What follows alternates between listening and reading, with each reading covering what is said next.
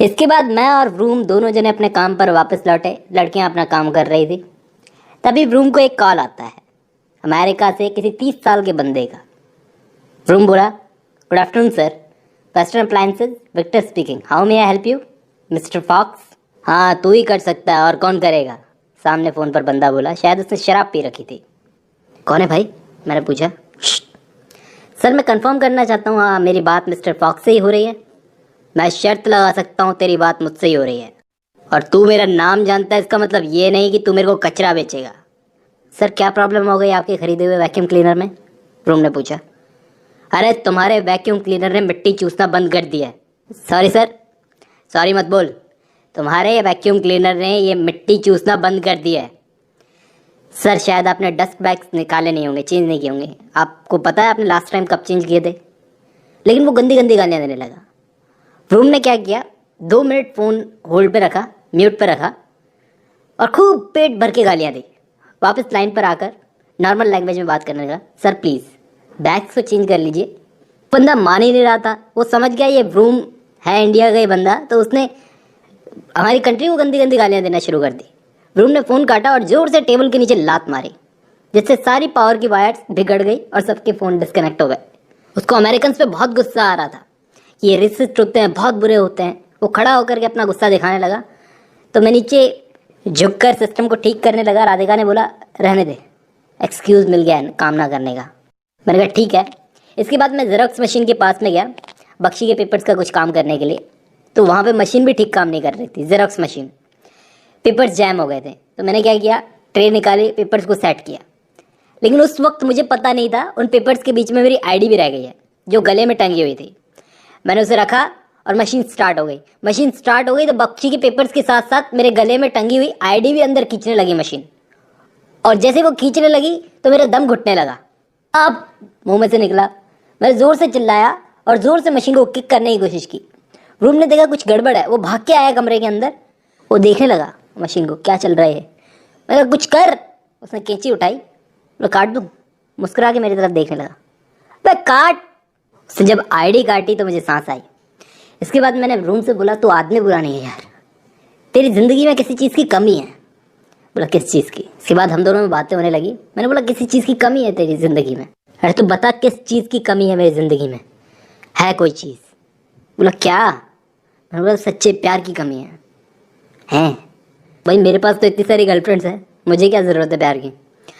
मैंने बोला मैं उन लड़कियों की बात नहीं कर रहा। तो मेरी तरफ देखने लगा। मैं चुप था। किसकी बात कर रहा है? मैं चुप था। थोड़ी देर बाद वही बोला, ईशा की। मैं चुप बना रहा। उसने बोला वो नहीं मानेगी यार, उसका मॉडलिंग करियर पहले है। एक बार पूछा था उससे, अरे एक बार और पूछ ले, तू हेल्प करेगा? मैं यार कैसे? नहीं नहीं तू करेगा बता। अरे यार तू खुद ही एक्सपर्ट है, नहीं तू करे तो बोल। ठीक है चल। कहाँ चल? अभी चल। अभी? हाँ अभी चल। हाँ अभी अपन फ्री भी हैं। मैनेजमेंट का पता नहीं कब जॉब छीन ले अपनी, पर पता नहीं कब मौका मिले। ठीक है तो फिर चल।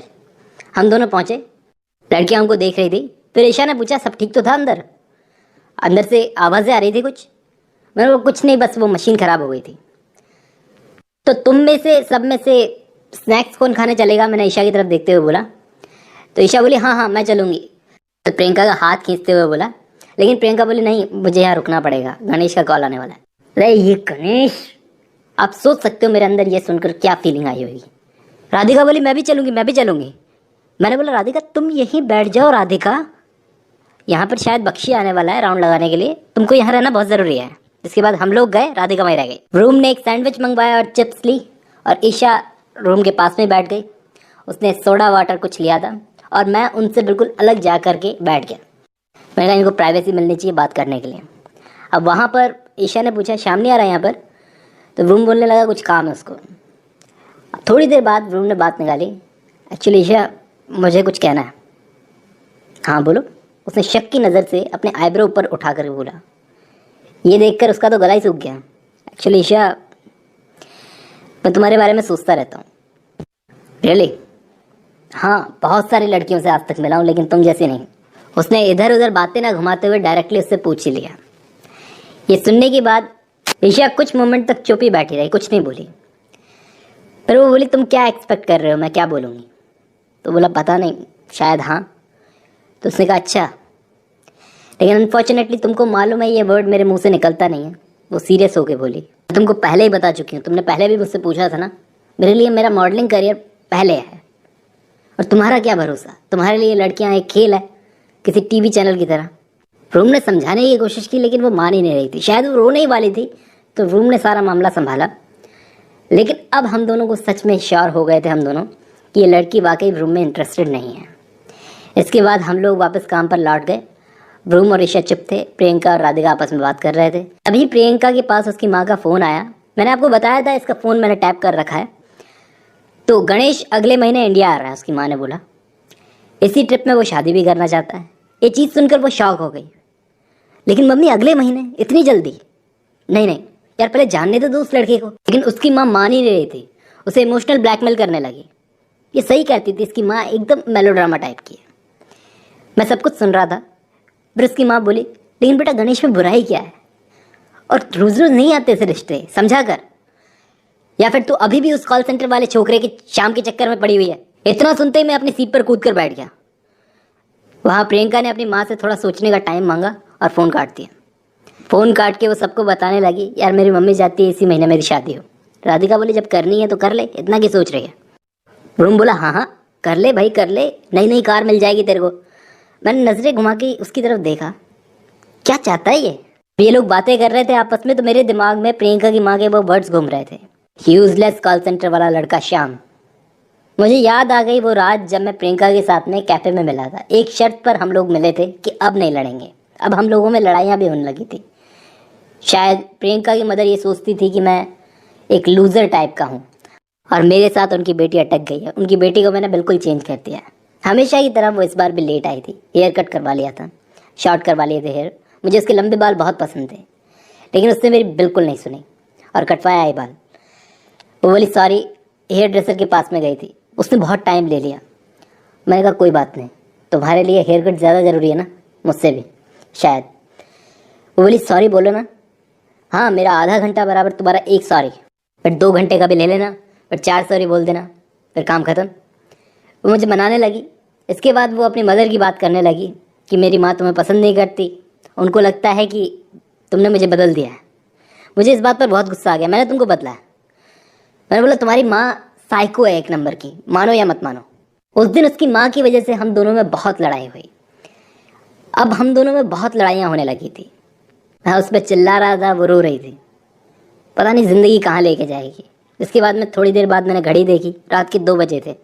एक छोटी सी वॉक करने के लिए मैं अपने पास में मिलिट्री अंकल के रूम में गया। उस आदमी ने मुझे देखकर सर हिलाया, मैंने भी हिलाया। बहुत रेयरली ये आदमी अच्छे मूड में होता है, और आज अंकल अच्छे मूड में थे। मैंने उनकी कंप्यूटर स्क्रीन पर देखा, जानवरों की तस्वीर थी, लायन, हिरन, हिप्पो, पिक्चर्स देख रहे थे वो। मैंने कहा क्या अंकल, ये आपके कस्टमर्स हैं? इतना बोलकर मैं हंसने लगा। कोई अच्छा जोक नहीं था, लेकिन फिर भी उन्होंने स्माइल की। वो शायद अच्छे मूड में थे। वो बोले इन पिक्चर्स को मैंने लिया है जू में अपने पोते को भेजने के लिए। मैंने बोला वाह, ईमेल से? बोले हाँ। उसको जानवर पसंद है? बोले हाँ, लेकिन आज ईमेल्स जा नहीं रहे। मैंने कहा मैं आपकी कुछ हेल्प करूं? बोले थैंक्स श्याम। फिर इसके बाद मैंने उनकी हेल्प की और बोला कोई नहीं अंकल। मैं वापस अपने डेस्क पर आ गया। डेस्क पर पहुंचने के बाद मुझे क्या पता चला रूम से कि बख्शी का ईमेल आया है। उस ईमेल में वो बता रहा है कि वो बॉस्टन जा रहा है, और उसने एक ऐसा स्टेप लिया था जिससे सबको गुस्सा आ गया। हमारी 6 महीने की मेहनत का क्रेडिट वो खुद खाना चाहता था। इस चीज़ से मेरा प्रमोशन भी रुक गया। ब्रूम बोला चल अभी चल के उसका कॉलर पकड़ते हैं, लेकिन मैंने कोई एक्शन नहीं लिया। गुस्सा मुझे भी आ रहा था, बहुत आ रहा था। इतना आ रहा था कि बख्शी के छोटे छोटे टुकड़े करके दिल्ली के कुत्तों को खिला दूं। लेकिन थोड़ी देर तक मैंने खुद को शांत किया और इसके बाद कॉन्फ्रेंस रूम में गया। वहाँ गया तो क्या देखा, ईशा बैठी थी वहाँ पर। उसके पैर पर चोट लगी थी, उसकी पट्टी हटाकर उसको एग्जामिन कर रही थी, देख रही थी। खून निकल रहा था।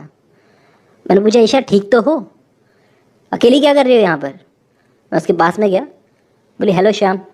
उसकी वॉइस थोड़ी सी सैड लग रही थी। मैंने बोला क्या हुआ, दर्द हो रहा है? कुछ लाऊं, पट्टी वगैरह, लोशन वगैरह? नहीं। तुम यहाँ पर अकेली क्या कर रहे हो? सब ढूंढ रहे हो तुमको बाहर। क्यों? कुछ नहीं, बस ऐसे ही। बोली कुछ नहीं, यहाँ पे मुझे दर्द थोड़ा सा कम होता है। मैं कह रहा हूँ ना लोशन ला के देता हूँ। वो स्माइल करने लगी, वो सैड थी शायद। बोली रहने दो, वैसे मैं इस दर्द की बात नहीं कर रही। मैंने उससे पूछा क्या हुआ है, तुम बता सकती हो वैसे? तुम जानते हो श्याम मैं किस दर्द की बात कर रही हूँ? मैंने बोला नहीं।